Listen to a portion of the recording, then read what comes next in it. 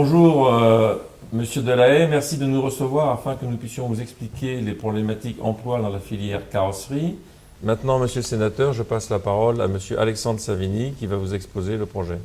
Aujourd'hui, on souhaitait vous rencontrer parce qu'on voudrait faire le bilan d'un échec. Alors sûrement qu'on vient plus facilement vous voir lors des réussites, mais nous, on voudrait vous exprimer un échec global où on a investi beaucoup de temps, de l'argent, et on s'est confronté à des murs. Alors, pourquoi? Parce que peut-être qu'on a été un peu candide.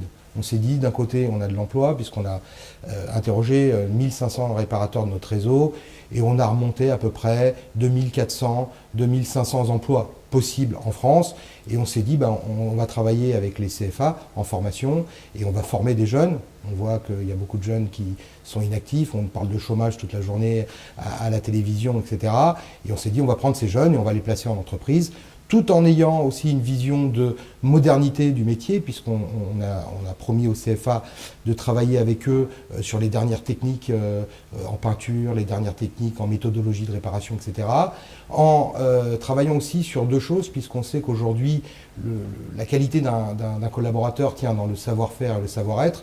On s'est dit, on va travailler en formation avec nos entreprises et les CFA sur le savoir-faire, et on va travailler sur le savoir-être en prenant des jeunes sportifs, alors des sportifs de tout horizon. Pourquoi des sportifs? On a des sportifs et des musiciens parce que c'est des jeunes qui ont l'habitude de se faire mal, d'aller à l'entraînement tous les jours.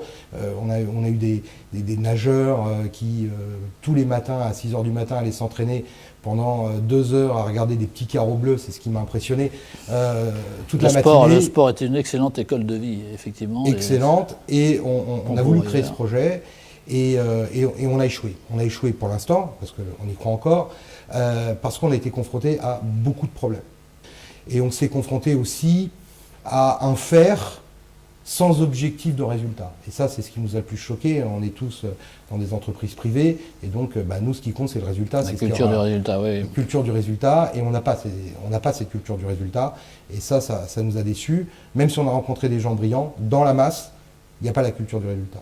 Et donc Michel Béron, vous êtes carrossier, vous, dans le Nord, à Béthune. Vous avez un métier que vous considérez attractif et qui peut avoir des perspectives ou... C'est un beau métier qui a de l'avenir.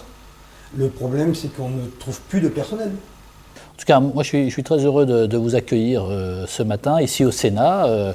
Moi, je suis tout à fait prêt à vous aider en la matière, et je pense que le Sénat est prêt aussi à s'investir dans ce domaine. Il faut absolument arriver à sortir de là et à réussir à valoriser des professions comme les vôtres. Moi, je pense qu'il faut essayer d'essayer de toucher les jeunes le plus tôt possible. Et moi, je crois qu'il faut que vous trouviez collectivement, et qu'on trouve collectivement avec vous, qu'on puisse vous aider à trouver les moyens, effectivement, de toucher ces jeunes, je dirais presque des 14-15 ans, au collège, et toucher leur famille.